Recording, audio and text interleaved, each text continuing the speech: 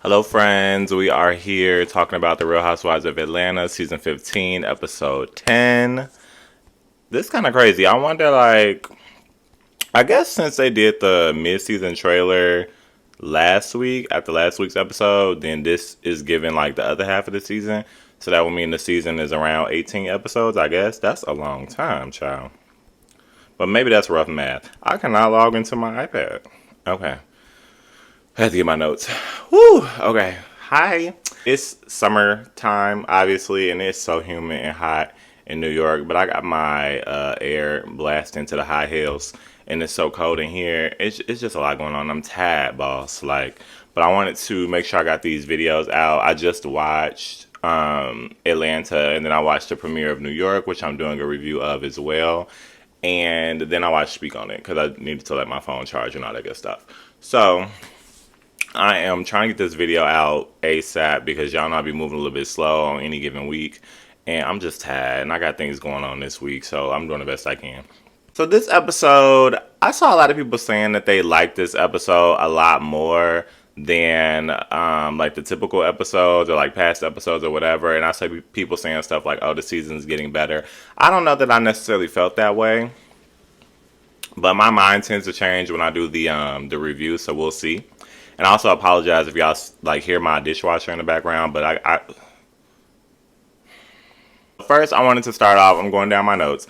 I started off by saying I really like Drew's confessional look. I don't know how y'all felt. I didn't too much get into it, but I liked it. I do think that the top was a little ill fitting, like the little white net or whatever. But I liked the hair. It was really bright and different and all that good stuff. But I liked that. I didn't have a problem with it. So I liked the confessional look. I thought it was pretty on her. They're about to do this brunch at Drew's house prior to going on the girls' trip. I wish that there had been a little bit more context to this. Like, I don't know why it'd be necessary to get the couples together prior to going on their trip, the girls' trip to Portugal. I don't know what those two have to do with one another. I wish that they had just kind of said like, "Oh, let's just get everybody together." That would have sounded more authentic, but fine. And then for it to be Ralph that's organizing it is even more random, but whatever. I do like that Drew was clocking his tea. It kind of gave like, because obviously it's in the confessional where she was like, I don't know why Ralph is trying to give it up like this. It kind of gave like they shot that confessional after the news of the divorce and the things had come out. So Drew was getting her little read in. So that was cute because it was real. So great. But speaking of real, Ralph was very clearly reciting school play lines when he was describing what this event was. Like, obviously, it didn't make sense to anybody. It didn't make sense to me. I just said that. And obviously, didn't make sense to Drew. Maybe production hadn't filled her in that they wanted to have this event. And Drew was explaining it, and it kind of felt like he had just gone over his lines like in another part of the house, and then we're trying to deliver them. As he was delivering them, Drew kept interrupting him, like, "What's going on?" And he was getting flustered, and he was doing kind of like this as he was talking. So that whole thing was weird, but whatever. We know what show we're watching, child. And in terms of production, I ain't even finna go there. But then, so we get into the brunch. I thought that was cute. I've said 100 times, I love group events, and I am enjoying the fact that they're all gonna bring their plus ones in the event that they have one. The only thing was that Courtney brought Bryce, and I said this, whatever episode that was when she first brought him, I'm just not understanding the connection of needing Bryce around. We get that he's the father of your child, but your child is grown. Y'all haven't been together for 20 years, I think she said. Y'all aren't together now. I don't know if they maybe it's not a Courtney thing, right? Like maybe production, because we know they have their faults. Maybe they sat her down and made it seem as though that was necessary, or maybe they thought like having Bryce around was going to be some shock value. Because we also keep seeing these flashbacks to Bryce. I'm just so tired of that. Like at the end of the day, like there's no reason for him to be here. There's no reason. No reason. And he doesn't even look happy to be there. He doesn't look comfortable there.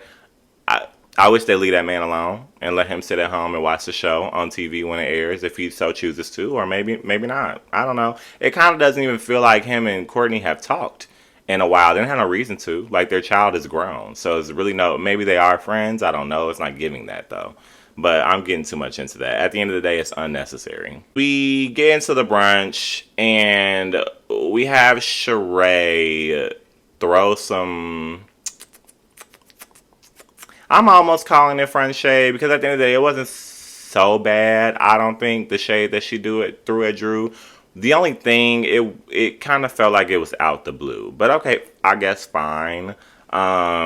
So she brings up the thing where she's like, "Well, is this chef getting paid because you have that lawsuit going on?" And it was just kind of like, it was just out the blue at the end of the day. Like, I don't know. It just felt like the theme of the brunch was going somewhere else. Like, they were having a good time, and the shade kind of came out of nowhere.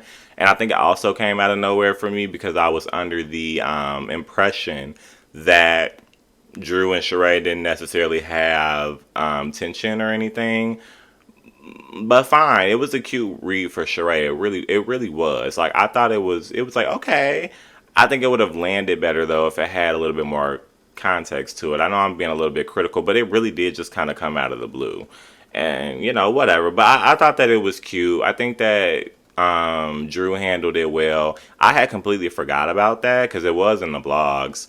But once she mentioned that it was only for $1,000, that's what stood out to me because I remember hearing about this lawsuit and hearing that it was only $1,000 and thinking like, okay, why she just don't pay that $1,000 and get it over with?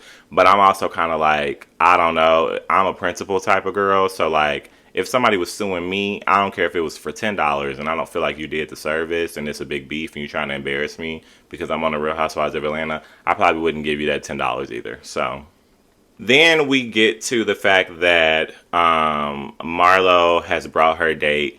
Not really anything noteworthy here. The only thing that I did note is that every time he introduces himself, he always says that he's Jamaican. So, I mean, okay, I guess. Cool. I wish he would stop saying it though. So they're sitting there at the table, and Kenya's man Roy. I still don't know the man's name from last week, but I believe it's Rory or Roy. I don't know. I think it's Roy. I don't know. Please forgive me, Roy, if that's your name. But so he FaceTimes her, or yeah, or whatever, and Marlo is just like, "Oh, I went on a date with him. Like, I know him." That didn't feel like shade to me. It didn't feel like it was a big deal. Like, it felt like a regular interaction. Like, "Oh, Roy, like I know Roy. We went on a date," and it just kind of felt like she left it there, right? And Kenya gets up to go have the conversation with him and whatever, blah blah blah. And while she's gone, the first note that I got was like, Sonya's thirsty, leaning over like, "Oh my god, like I gagged when you said you went on a date with him," and it was just like, why are you gagging? Like, that's not gag worthy. Like, that wasn't tea.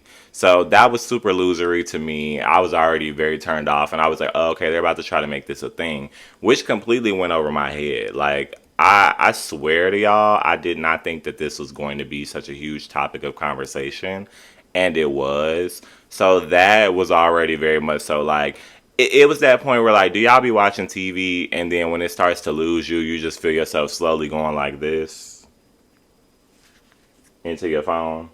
That's what that part gave for me.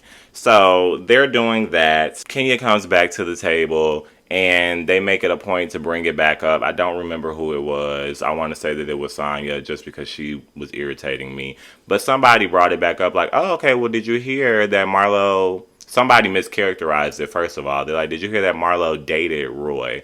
So glad that Marlo had her reasonable panties on this episode. And she's like, I never said I dated him. We went on one date.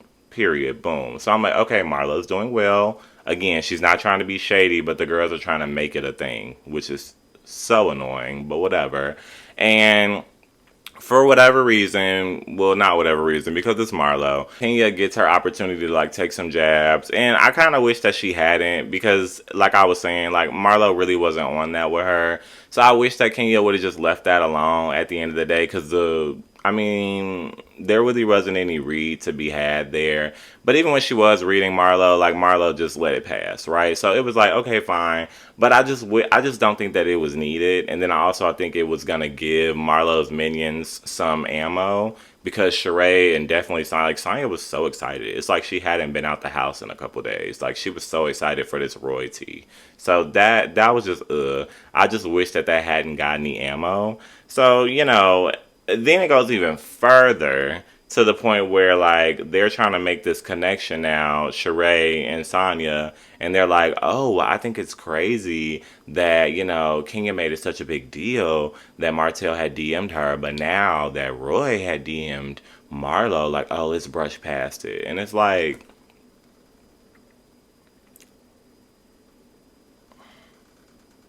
and I was like, literally, so when they first said it, I started to do this.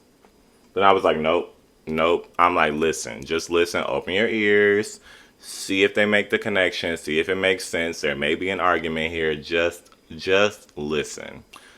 There was nothing. It was so flat, even because they discussed it twice, and I feel like they had to because it wasn't connecting. They were discussing it at that moment when it was happening at the table, I guess in like confessionals or whatever. Didn't connect. And then at the beginning of the trip in Portugal, they're outside having their kiki and they're discussing it again because it's that noteworthy, right? And they're trying to make it connect again, and it just did not connect. And so I had to go back. At first I'm ignoring it. I'm just like, whatever. But I had to go back and take a thought process on it and like, okay, maybe I can fill in the blanks for them. Let me see if I can do their homework for them. And as I thought about it, I'm like, nah. Because when Kenya brought it up, she specifically prefaced it to say, well, she feels like Martell is not a good guy because at the moment that he was DMing her, he was still married to her knowledge. So that was the tea there. It wasn't necessarily that he was DMing her and the tea is like, oh, Martell was in my DMs and now he's dating Sheree. That was never the tea. The tea was that Martell was in my DMs while he was married, so I know that he's not good news, and now Sheree has picked him up. That was the tea. As compared, not even compared, in contrast to this tea, which isn't even tea, Marlo and Kenya didn't even make it tea, but Sheree and Sonya are trying to. But it's no tea. But if there were to be tea, fine. Let's speak hypothetically because that's how their brains function in a hypothetical. If there was tea, the tea would have been, oh, first he was in Marlo's DMs, now he's in Kenya's. Those are two separate situations, baby. So even outside of it not being tea, when we step back into the hypothetical world that you guys live in, it's still not tea.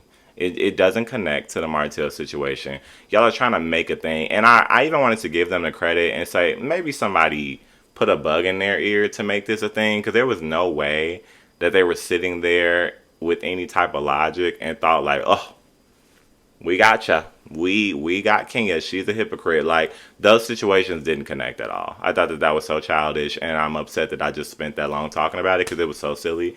But let's just move on, please. But that was really stupid. We also get to the point where Sheree is there was a lot of shade in this, and I guess I'll talk about this dynamic as well. So first, so obviously the Atlanta we know is there being a lot of like flyby shade and quick shade, especially in the confessionals and things like that. I'm getting the essence of it. I really am. I really, really am. But it's not there. It's got the I, but not the T. It's kind of like when you get that chicken sandwich and it's me. When you go to like a typical fast food place and you get that chicken sandwich and they typically put the pickles on it. I like a pickle, but I don't necessarily need it on my chicken sandwich. Like I'll eat the pickle and I'll eat the sandwich. They can be separate. So typically I'll let them make it and put the pickles on there and I'll take the pickles off myself because then there's still that essence of pickle on there, right? But the pickle ain't really there. That's what it gave me. Like it's trying. Like the essence is definitely there, but it's just not landing, I guess. And I think it's not landing because when they do these flyby shade things, it's like fun shade, right? So it's not things that are like substantial. But it was always with Atlanta, it was always in contrast with very almost serious things, right? Not that they're always arguing about serious things, but typically they will be having conflicts with each other on camera that have some sort of substance, have some sort of meat. And then we get a breakup of that in the confessionals when they do this fun shade. So you get this kind of balance. Now, when they're having these conflicts on camera, they're about nothing. And then when they're throwing the fun shade in the confessionals, it's about even more nothing. So it's just like there's no foundation here at all. It's just a lot of this all the time. So that's what bothers me about it. But I am going to give credit to say that it is trying to happen.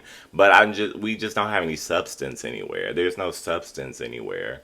I don't know how to fix that. It's just a note that I have. Maybe check back in with me next week and we can come up with something. But there's no substance there. I said all that to say, Sheree makes this shady comment to say, well, King is talking about the fact that she has this man, but we've never seen him. And then she kind of does this, which is funny in theory, but it was bad because I was also doing this. Because I haven't seen Martell since episode 1. So I am confused. And even to this day, even outside of the show, if anybody asks Sheree about Martell, even if it's somebody holding the door at the store, like, hey, where's Martell? She starts stuttering. And she's just like, oh, yeah, we're just friends. Or, we're just, like, where's Martell? So it's just like, how are you reading Kenya? And then it was so funny that she was asked that directly after. She's like, well, Kenya's man's not around. It's like, well, where's Martell? Oh, he's sick. He's not feeling well. He's not feeling well.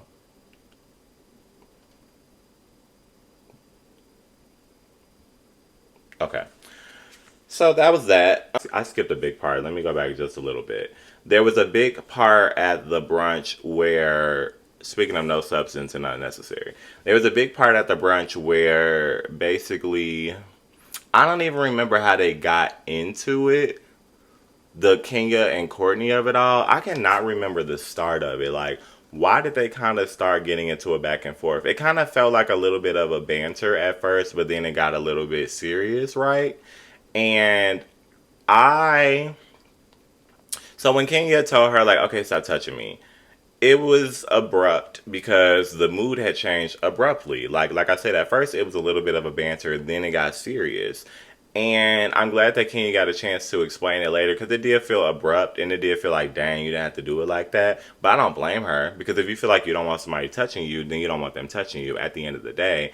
But I just feel like the delivery, when it's coming from Kenya anyway, it's always going to feel spicy. But especially as directed to people that she doesn't really get along with like that. So, it felt a little harsh, but rightfully so. That's her boundary. Like, fine, whatever. But I did recognize myself, like, the mood changed, right? Like, it wasn't a Kiki type of vibe. So, of course, if you're, like, touching somebody, like, like, while you're talking, it does kind of feel like you're placating them or you're kind of, like, talking down to them, like, oh, sweetie, like, it does give that vibe. And that's kind of how Courtney speaks.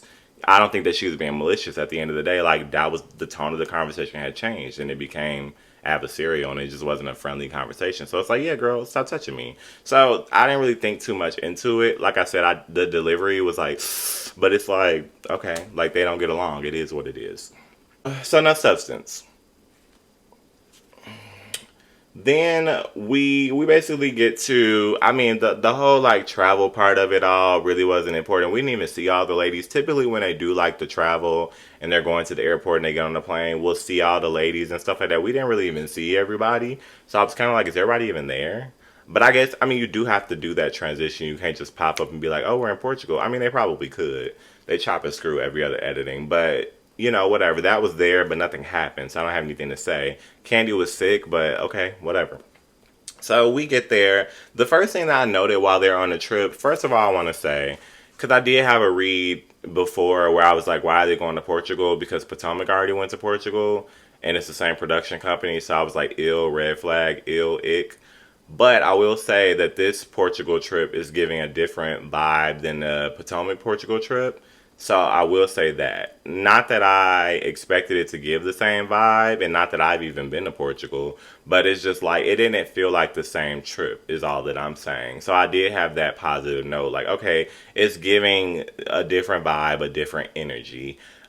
In terms of the energy, though, I don't know why they're trying to, like, push this healing narrative, even to the point where I see what y'all are doing, production. Like, even where they're doing that thing where, like, they physically put the word heal on the screen. It's like, we get it. Like, you're super trying to shove that down our throat, but it still doesn't make any sense. Like, which Drew is going to highlight for us a little bit later. Like, ain't no healing journey that Sheree is on. And if there was a healing journey that Sheree was on, correct me if I'm wrong, but why wasn't she talking about that at the beginning of the season? It really just kind of popped up out of nowhere, kind of as of like last episode or the episode before. So what are you talking about? And then even when they're talking about this healing narrative, right? They want to support it. So they put the word heal across the screen. They play this goofy music. And then even worse, they're showing this one yoga session that Sheree has done over and over. It's like they went to this one yoga session and they took 13 different photos and a couple of different videos and they're just sprinkling them throughout the episode every time they mention that Sheree is on a healing journey because they have to support it. And it's like, y'all, it's like not convincing, like not even a little bit. And you want to know why even more it's not convincing? Because you're trying to push this healing journey that Sheree is on, and she's at the same yoga session with the same platinum bond wig, with the same She by Sheree outfit on, doing the same Indian style yoga pose that I'm sitting in right now.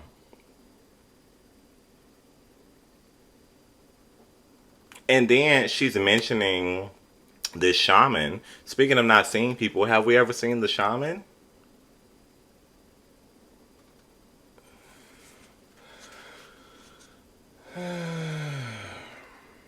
Moving forward, the other note that I made, like, I hate to have to like keep commenting on it, but it's just so hard to watch and it's so distracting. Like now that we're watching these confessionals with Sheree's altered face, it just feels like I don't know if it's because her nose has gotten smaller or like I don't or like because she has a fabric kind of wrapped around her neck, like you can't really see her neck. So her face just looks kind of like swollen. And it's just like and her nose looks so pinched and it just kind of it's just so distracting. That's just a note that I made. They also talked about so they're in Portugal and Mayetta is having a conversation with Mayetta's having a conversation with Drew. I'm gagging that they even showed this. Unless it's some type of foreshadowing, but I know the hell it's not. But I can be optimistic. The fact that Mayetta mentioned, like, oh, I have an orphanage in Africa. Like, I have a whole orphanage in Africa. And then, Drew even says the words, like, oh, I would love to go. And it's like, why are we standing here on this fake healing trip? When we can be doing something that has real substance and that is a real thing and that makes sense and that is happening outside of the camera life. Why wouldn't we be in Africa at an orphanage? We can heal there. We can heal anywhere. Literally, my next note, I literally as I took that exhale, I was thinking like, what am I even gonna say next? Because this episode's all over the place, and I looked down, and my next note was, "These stories are dumb." So I'll leave that. Speaking of dumb, we get to a point where they are having dinner or lunch or a meal, whatever, and they're having a conversation, and the whole thing about Ralph being in Vegas comes up, and the fact that he's trying out for Chocolate City. Just not riveting. I was trying to put myself in a place of if I was sitting in that room with Drew, would I be as caught off guard or I don't know, excited as other ladies seemed to have that conversation, but it just didn't really seem like it mattered. It really didn't. And I can't even imagine that this is something that contributes to this divorce that's about to come up. So I just did not I don't know. Maybe it was something that was supposed to be a fun moment, but again, right? Same argument. When it comes to the fun shade, like, sure, you have those moments in the show where you kind of just do this playful stuff and it's supposed to be funny, but it wasn't funny because it wasn't substantive. And we're not getting substance anywhere else in the episode. So at this point, it just feels like we're talking about so much stuff that does not matter. Is that something we need to know? Sure. Sure, because it is out of the normal. And it's not like I would wake up and imagine, like, oh, Ralph is doing Chocolate City. And then imagine I was watching TV today and an advertisement came on and Ralph was doing Chocolate City. It'd be like, I wonder why I didn't talk about that on Atlanta. Sure, fine. I'm not saying that they shouldn't have mentioned it, but the fact that we're creating this whole thing and they even did confessionals about it, like, even ask it just felt like we didn't need more than 30 seconds on that. We really didn't. We really didn't. So I was over that. I guess we can see where my rating on this episode is going. So at the very end of the episode, we get this dinner. I did that looked so pretty. Like I was saying, like but this was giving super different vibes from like the Potomac trip. But it looked really pretty. Like when they went to dinner, I will say that. But then I got in the mindset of okay, pay attention because typically when they do the group scenes and when they go eat, especially when they're on a trip, there's gonna be some drama. But they were having fun. Like what were they making jokes? They were making jokes about something at the beginning of the dinner, and I was like, okay, they're having a good time. Like I genuinely smiled watching it. I'm like, oh, this is nice to see them having a good time. And you know, they were talking about things like adults and being rational, and they got into the topic of you know like Candy having a resting face and like just little stuff like that and like just perspective and things like that because you know Courtney had brought up the situation with Kenya and like I said Kenya got an opportunity to explain like you know I just felt like it had got to like a condescending place and I just didn't want to be touched anymore. I like that didn't have to get catty even though Kenya started off a little catty and being dismissive with her which was funny. Sheree said that. But you know I like that it was able to be talked about. In the alternative, we get to the thing with Drew and Sheree. Again, I definitely felt where Drew was coming from. I didn't think it was going to affect Drew that badly. Like I said, I think that the whole comment about paying the chef, it was a lot of things, right? Like it was random. It had a lot of audacity behind it because it was coming from Sheree. It was coming from Sheree. Um, and I don't know, like it just wasn't that big of a deal to me, especially over $1,000 lawsuit. Like I just didn't think it was that substantial. But again, I'm not living it, so I can understand Drew addressing it. Um, it just felt like Sheree was a little turned up though, which was so random. It was interesting to see because we've been getting this very forced narrative of Sheree healing and trying to bring the group back together, which I said I like. I like the idea of her being like the OG that's trying to bring the group back together, but like pushing the healing narrative is so corny. So whatever, fine line us, please. But you know, I like to see the authentic Sheree, and Sheree can be a bit catty, and she bites back. So she was giving that, but it just felt again so out of the blue because it doesn't go along with the narrative she's been pushing, and you could tell that Drew was actually trying to have an authentic conversation with her. And then obviously Drew got upset to the point where she went out crying. We don't get any context as to why that was happening right now because we got a to be continued. But the way that I interpreted it was, um, and this could be completely wrong. I'm just interpreting. Like I didn't get nobody told me anything, so I'm coming up with it myself. And it's the only substantive thing that I saw for this whole hour. I feel like Drew felt like Sheree was kind of gaslighting her and, like she said, deflecting, which Sheree was. And typically, that is what Sheree does. She's a very defensive person. And so, when she's being confronted, she deflects and she's like, what are you talking about? What are you talking about? And she doesn't remember a lot of things, stuff like that. And she kept, like, Drew was talking about something that happened. I don't know the timeline, but let's say 2 days prior, right? And Sheree is going back to this thing where, well, you talked about She by Sheree, and oh my God, I'm so tired of hearing about that. Like, oh my God, like Sheree, girl, you're entitled to your feelings, yes, but She by Sheree is a read. You gotta let it go. And the girls haven't even gotten into it the way that they need to, but that's in an earlier video, and I'm not about to spend time going down that journey. But it's just like Sheree, she's on this fake healing journey and she's so bent up about people making jokes about She by Sheree. And so she keeps deflecting and going back to that, like, well, girl, you did this. And that would be substantive if we hadn't already had the IV drip thing that you did with Drew and Kenya, where you guys talked it out and you said you were good. And now you're sitting here talking about, well, I never said that we were good. Yeah, you did. So, and then it's like, okay, so now you're you brought up the chef thing a month later because you're still upset about the She by Sheree thing. Like, I don't get it. Like, the math is not mathing. It's not making sense. So it just felt like she was doing things that were reminiscent of like what Ralph does and Drew's relationship. And I think I interpreted it as it could have been a lot of things. It could have been that thing, could have not been that thing, could have been a hell of a lot of things. Who knows? Could have been allergies. I don't know why Drew was crying. But I interpreted it as she was triggered because Sheree was deflecting and she was kind of gaslighting and she was getting turned up while Drew was trying to have a genuine conversation. And I think it was reminiscent of things that Drew deals with Ralph. And I think it made her emotional because they probably, at that point, I mean, we've seen Ralph do Ralph, but they probably have been dealing with some of that at that time too. That could be completely made up. I probably just wrote y'all a book. But I feel like that's way more interesting than what happened in this episode. So you're welcome. So I think that's why Drew got upset. I don't know though. Maybe we'll find out next week. Maybe we won't.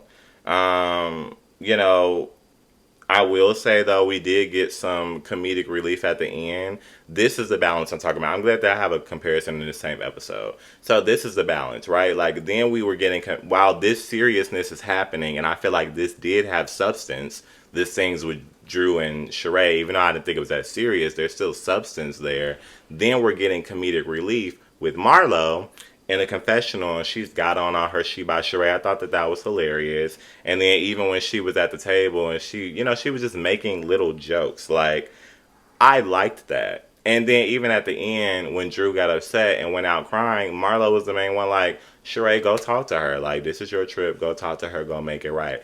I loved that. Like, what was that? The last, you know, I typically do a timestamp of the episode. I have no remembrance at all. I don't even know if I'm saying that right. But maybe like the last 6 minutes of it was my favorite part. Like, I loved that. Otherwise, y'all. And we time to go. All right. I will say this. I am so happy because I know I've been screaming, like, what do you guys not like? What is the issue? I'm so happy that a lot of y'all feel like this. I done closed the notes, honey, because I'm over it. It's time. I'm so happy that y'all feel like this was a better episode and the season's getting better. Whatever y'all liked about it, I hope it remains because I do genuinely want us to enjoy Atlanta. I want us to enjoy it because we like Atlanta, we love Atlanta, and we care about the show. So that's great. I didn't like it. I didn't hate it either, and I'm not super pissed about it, but I think my argument is clear. Like, I just feel like we were talking about a lot of stuff that didn't matter at the end of the day. Like, I'm just not getting a lot of substance, unfortunately.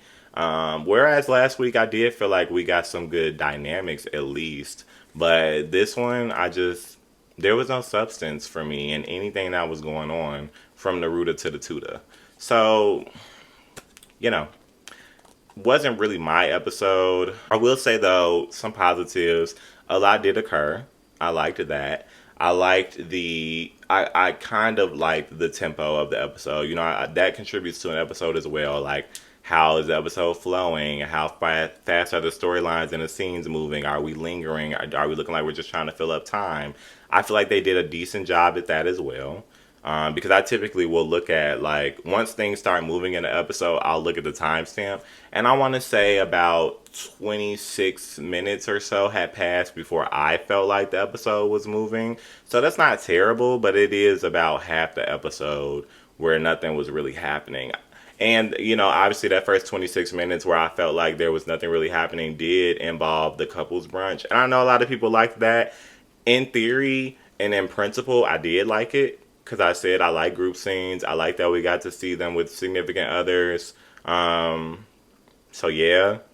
But those are my only positives about it.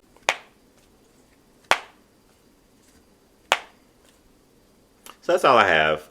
It looks like, though, the trip will be interesting. Seems like we'll probably get like 3 episodes of the trip, which I hope doesn't feel like it's lingering and too long. Hopefully some things are happening. If not, let's chop it up and let's be done with it. But we already have a to be continued, so we typically know what that means. This may drag out. But, you know, we'll see what happens next episode. But this one, it wasn't it for me. But, you know, I'm going to support the girls, and we'll be back next week. See ya.